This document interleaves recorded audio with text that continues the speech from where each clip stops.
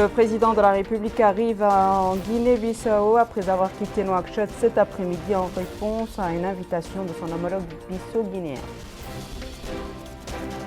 Le président de la République reçoit en audience le commandant de la force française Barkhane au Mali.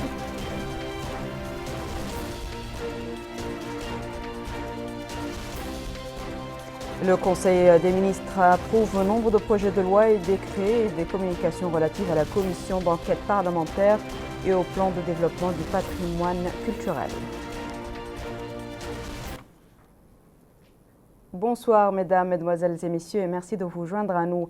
Le président de la République, M. Mohamed El Cheikh El Ghazouani, a quitté Nouakchott cet après-midi pour Bissau sur invitation de M. Umaro Sissoko Embalo, président de la République de Guinée-Bissau. M. Mohamed El Cheikh El Ghazouani a été salué à son départ de l'aéroport international Oumoutounsi par le Premier ministre, M. Mohamed El Bilal, le ministre secrétaire général de la présidence de la République, des membres du gouvernement, de la directrice adjointe du cabinet du président de la République, du Wali de Nouakchott-Ouest, de la présidente du conseil régional de Nouakchott. Le président de la République est accompagné par une importante délégation comprenant M. Ismail Cheikh Ahmed, ministre des Affaires étrangères, de la coopération et des Mauritaniens de l'extérieur.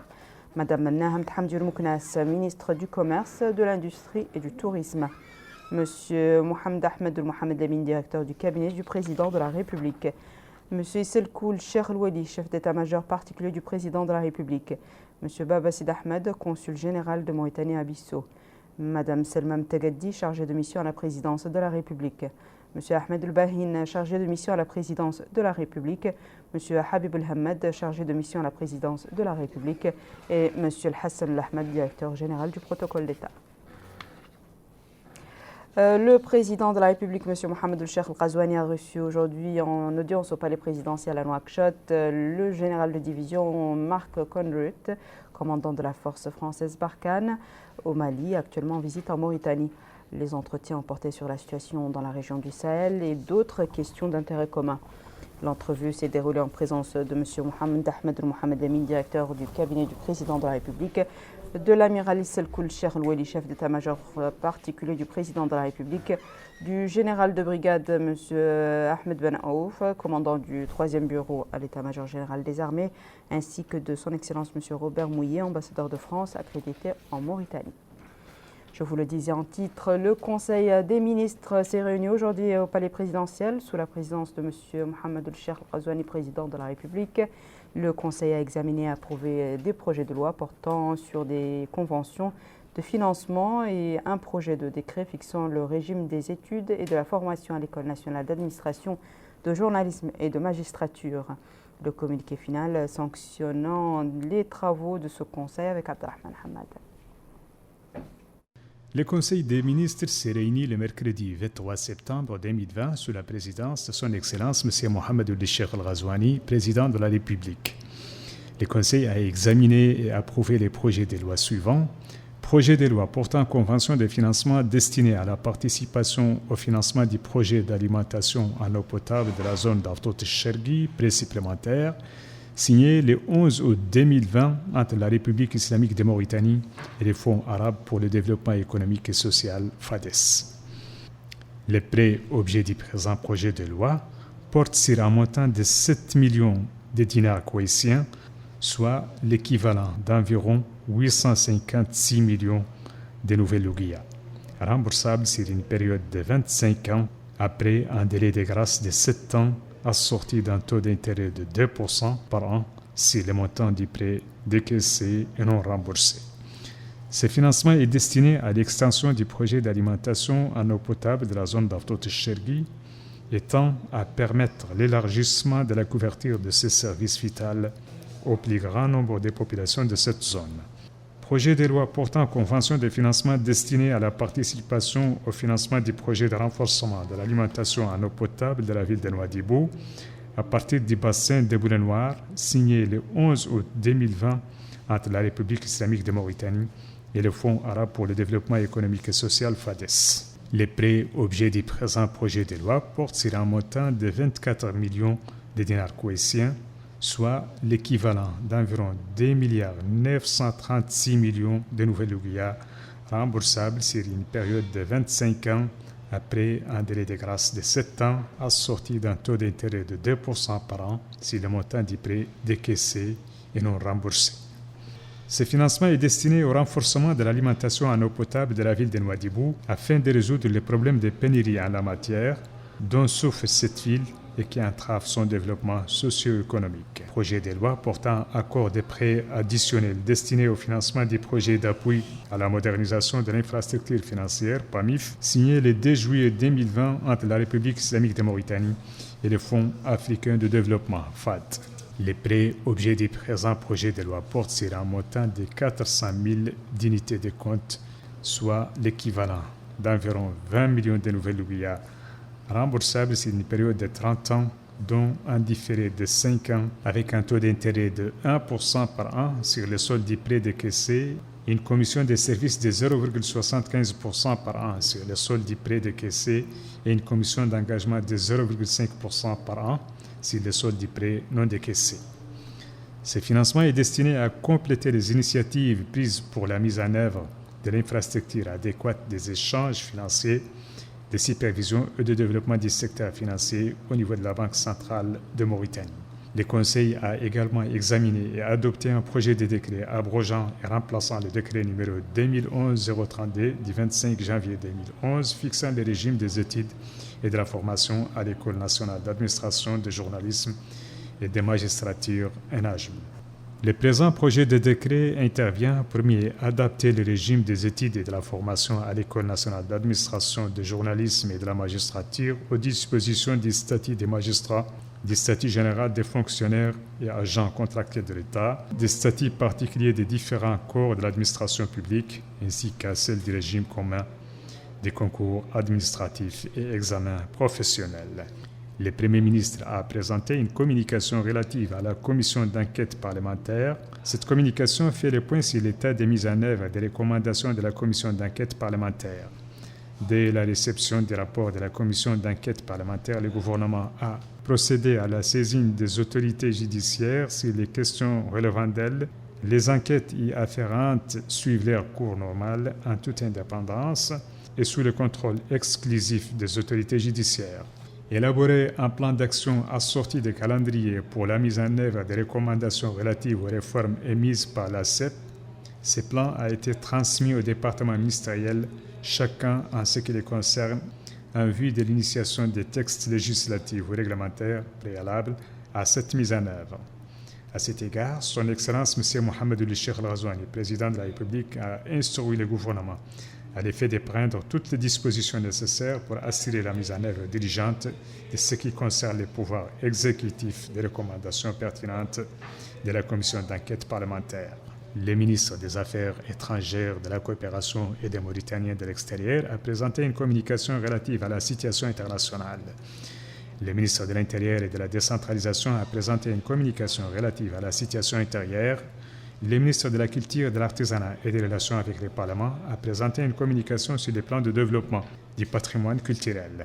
Cette communication présente les grandes lignes d'un plan de développement du patrimoine culturel matériel et immatériel qui vise la mise en œuvre du volet culturel du programme Ta'ahoudati, à savoir conserver, mettre en valeur et protéger le patrimoine culturel national, et c'est conformément à l'approche préconisée dans la déclaration des politiques générales du gouvernement.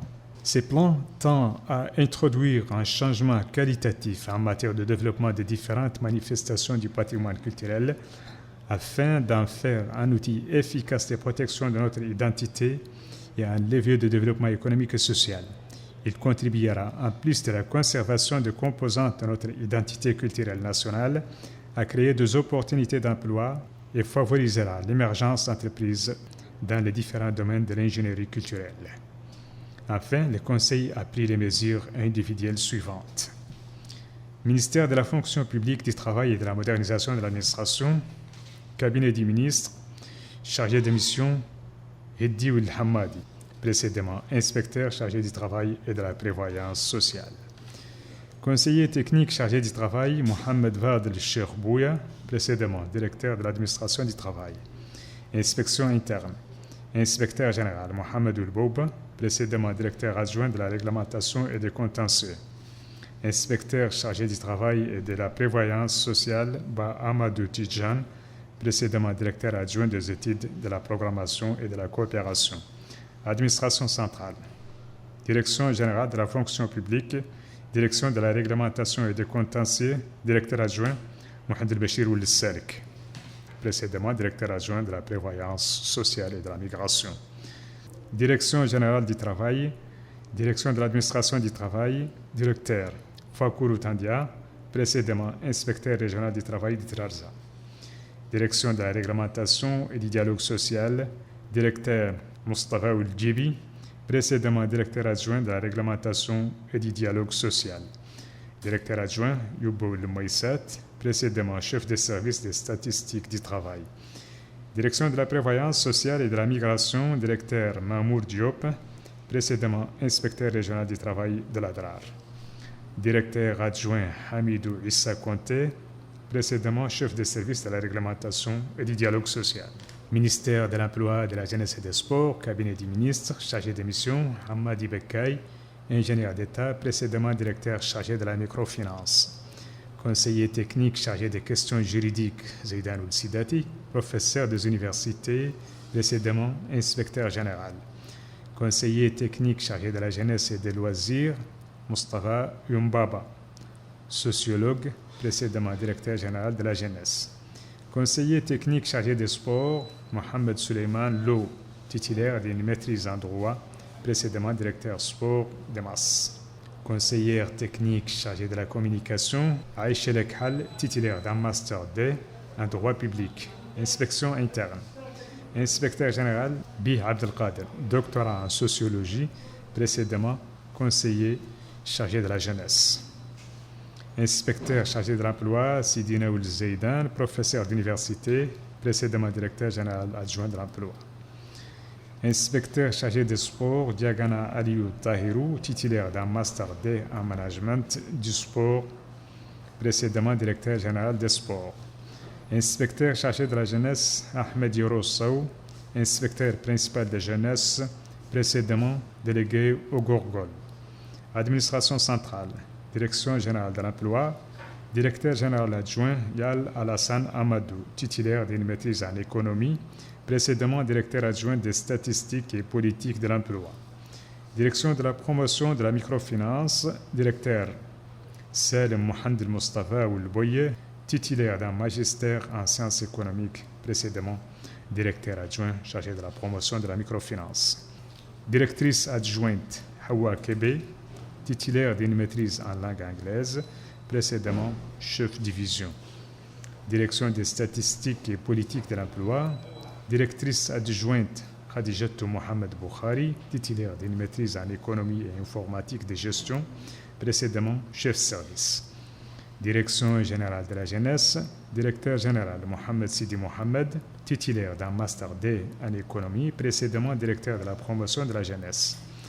Direction de la jeunesse et de la vie associative, directeur Mohamedou Di Kaya Ould Mohamed Lamine, titulaire d'une maîtrise en économie, précédemment délégué du Trarza. Direction des loisirs, directrice Mariam Mbodj, professeur de PC, précédemment directrice adjointe des loisirs. Directeur adjoint Mohamed Mbarak Ould Banoun, troisième cycle en géographie, précédemment chef service. Direction générale des sports, directeur général Abdelkader Ould Ahmed Abd, titulaire d'une maîtrise en droit, précédemment directeur du sport de haute compétition.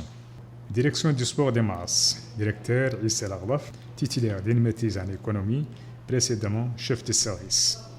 Directeur adjoint Papa Alassane Sarr, titulaire d'une maîtrise en économie, précédemment inspecteur de la jeunesse de Toujounine.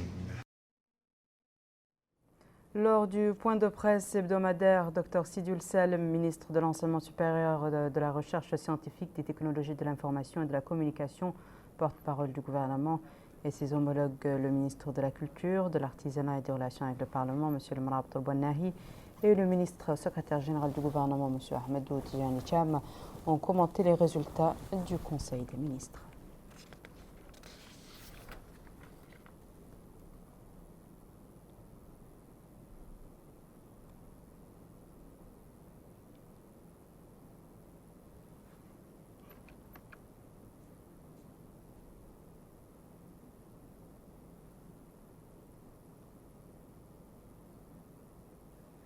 Le secrétaire général du ministère de l'Éducation nationale, de la formation technique et de la réforme a effectué une visite d'information et de prise de contact aujourd'hui à certains établissements de formation technique et professionnelle à Nouakchott. Compte rendu de Bokar Bailaba. Le développement de la formation technique et professionnelle est au cœur de la stratégie du département de l'Éducation nationale. Il s'agit de formations courtes et consacrées à l'apprentissage du métier. L'objectif est de s'intégrer rapidement dans les secteurs économiques. D'ailleurs, c'est tout le sens de la visite du secrétaire général du ministère de l'Éducation nationale, de la formation technique et de la réforme, Ali Sili Soumaré, dans les établissements de formation professionnelle à Nouakchott. Première étape, l'école d'enseignement technique et de la formation professionnelle de bâtiments et travaux publics. L'établissement représente un apport important dans l'appui aux entreprises du secteur à travers la fourniture d'une main-d'œuvre hautement qualifiée. Deuxième étape, le centre d'enseignement technique et de formation professionnelle pour les techniques de l'information et de la communication.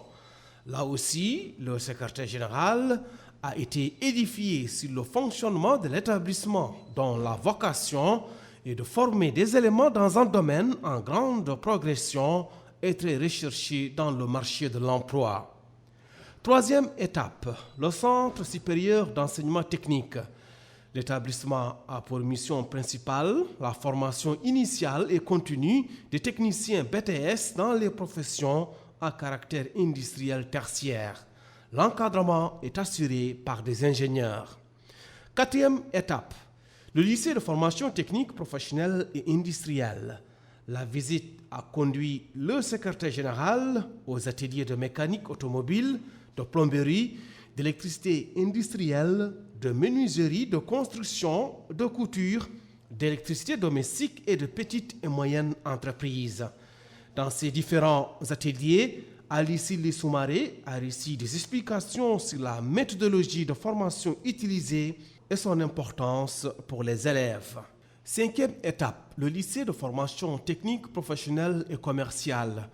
L'établissement recrute sur concours les élèves ayant le niveau du bac. La formation est sanctionnée par un diplôme de brevet de technicien.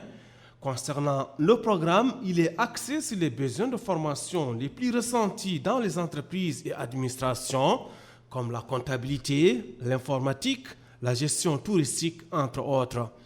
Et à la fin de leur formation, les élèves sont censés avoir le profil exact de compétences requis par les entreprises, ce qui favorise leur intégration au marché du travail. Dans ces centres, c'est des formations, ce qu'on appelle les formations de courte durée, 2 ans, une année à 2 ans. Et c'est des formations qui augurent beaucoup d'espoir en termes d'employabilité sur le marché national. Nous avons constaté aussi avec les différents responsables que le taux d'insertion est relativement important parce qu'il avoisine entre 70 et 90%, ce qui est important et qui va absorber le chômage de nos jeunes. Et nous avons eu des entretiens avec les différents responsables qui nous ont fait part de leurs préoccupations, tantôt c'est en matière d'infrastructure, tantôt en matière de moyens. Et ces différentes observations ont été prises en compte et nous remédions, Inch'Allah, à ce que les conditions de travail soient améliorées dans ces différents centres. Les responsables ont également décliné les missions et programmes des établissements. L'établissement est créé depuis 1979. Elle a un cumul d'expérience qui les dote des cadres expérimentés qui peuvent réaliser tous les programmes de la formation technique et professionnelle. L'école forme sur 12 spécialités. L'électricité industrielle, l'électricité bâtiment, la mécanique auto, la soudure, la plomberie sanitaire, l'énergie renouvelable, la couture, etc. Zébi Oulimbo, directeur de l'école de formation technique et professionnelle commerciale de Nouakchott. Cette école a été créée en 1989 à vocation de formation tertiaire. Elle forme dans les spécialités de la comptabilité, de la bureautique, de l'informatique pour 2 pôles, infographie et vente et réparation informatique, et un pôle de tourisme qui regroupe l'agence de voyage et réception hôtelière. Cette école accueille actuellement 745 élèves, dont 60% des filles. Donc c'est une structure très importante. Elle peut jouer un rôle dans la formation professionnelle des élèves pour faciliter l'insertion dans le marché de l'emploi. En somme, la formation professionnelle est l'un des piliers du développement global dans le pays. Et la stratégie nationale est d'intégrer des jeunes formés dans différentes spécialités dans le marché du travail. La présidente du conseil régional de Nouakchott, Mme Fatima Abdelmalek, a supervisé ce matin à Nouakchott la cérémonie de livraison de fournitures médicales aux directions régionales de l'éducation nationale. Ce matériel vise à renforcer les mesures de précaution contre la propagation du Covid-19 en milieu scolaire. Abdul Adamaba. Le conseil régional de Nouakchott a doté les directions régionales de l'éducation nationale DREN des 3 wilayas de Nouakchott de thermomètres pour la prise des températures des élèves des lycées et collèges de la capitale afin de leur permettre de disposer d'appareils de diagnostic de la COVID-19. La présidente du conseil régional de Nouakchott, Fatima Abdelmalek, a déclaré que ce matériel qui permettra de détecter la température des élèves va renforcer les précautions face au Covid-19. Elle a ensuite affirmé que cette intervention s'inscrit dans le cadre des actions qu'entreprennent cette institution afin de soutenir les pouvoirs publics dans l'optique de la lutte contre le coronavirus. Elle a ensuite affirmé que cette intervention s'inscrit dans le cadre des actions qu'entreprennent cette institution afin de soutenir les pouvoirs publics dans l'optique de la lutte contre le coronavirus. En plus des établissements d'enseignement secondaire, ces thermomètres infrarouges sont aussi destinés aux apprenants au niveau des lycées techniques de Nouakchott. Rappelons que la réception de ce matériel s'est tenue en présence du secrétaire général du ministère de l'Éducation nationale, de la formation technique et de la réforme des Wali Edren de Nouakchott. Voyons à présent la situation épidémiologique dans le pays. Les services du ministère de la Santé ont enregistré ces dernières 24 heures 17 rémissions et 22 nouveaux cas de Covid-19. Résultat obtenu après 277 tests, dont 27 de suivi. Ce qui porte à 7425 le total des cas confirmés jusqu'à ce jour, dont 728 déclarés guéris.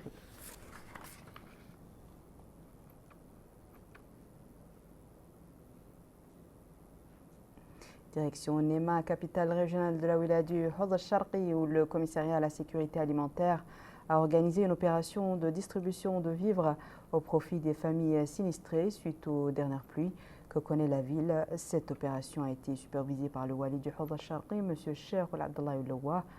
Retour à Bokar Baylaba. 136 familles sinistrées par les récentes pluies torrentielles qui se sont abattues sur la ville de Nema bénéficient de ces aides. Les vivres comprennent du riz, du sucre, de l'huile, des moustiquaires, des produits d'hygiène, entre autres. À cette occasion, le wali du Hawd al-Sharqi, Cheikh Abdallah Uloua, a indiqué que cette opération s'inscrit dans le cadre d'une vaste intervention exécutée par les autorités sur instruction du président de la République. Il a précisé que 3300 familles sinistrées par les inondations dans les Moukata de Nema, Timbedra, Bassiknou et le centre administratif de Delbagrou ont bénéficié de ces aides. Il a assuré les habitants du Hawd al-Sharqi que l'État est désormais prêt à intervenir partout où le besoin se fera sentir. Les bénéficiaires de l'opération se sont félicités de l'intérêt croissant qu'accorde le président de la République aux citoyens en difficulté. Ils se sont réjouis de la nature et de la qualité de l'intervention, ainsi que de la transparence et de la célérité. En somme, l'opération a été engagée dans une synergie entre les différents départements et les partenaires concernés. Direction Kaïdi, où les élèves de l'école d'enseignement technique professionnel se préparent aux examens de fin d'études pour l'année scolaire 2019-2020. Retour à Abdullah Damaba. Les élèves de l'école d'enseignement technique et de la formation professionnelle de Kaïdi, à l'instar des autres établissements d'enseignement professionnel du pays, s'apprêtent à passer leur examen pour l'année scolaire 2019-2020. Les élèves qui sont inscrits au niveau de cette école ont eu à suivre une formation professionnelle dans divers métiers et professions. Ils allient les cours théoriques à la pratique. Yahya Oul Mustafa Oul Sidi Yahya, directeur de l'école d'enseignement technique et de formation professionnelle de Kéidi, a affirmé qu'ils accueillent 202 apprenants, dont 45% de filles et 55 garçons. Parmi les filières qui y sont dispensées figurent, dit-il, les métiers de la construction, la culture des céréales, la mécanique, la menuiserie, la soudure, entre autres. Il a par ailleurs précisé qu'ils organisent des campagnes de sensibilisation pour rappeler l'importance de la formation technique et professionnelle. Les élèves qui suivent les différentes formations sur place sont exprimés, tel est le cas de ce dernier, qui apprécie les enseignements qui y sont prodigués. Il affirme qu'il dispose de matériel nécessaire. Il a en outre précisé qu'il suit la filière de la soudure et se rend au niveau de cet établissement tous les jours. Cet autre apprenant a aussi déclaré que tout se passe très bien au niveau de cette structure. Quant à cet élève qui, dit-elle, suit le cursus de l'électricité, elle indique qu'elles sont actuellement en train d'apprendre le procédé permettant l'installation des différents outils électriques dans une maison. Voici à présent, mesdames et messieurs, le rappel des titres. Le président de la République arrive en Guinée-Bissau après avoir quitté Nouakchott cet après-midi en réponse à une invitation de son homologue bissau-guinéen. Le président de la République reçoit en audience le commandant de la force française Barkhane au Mali.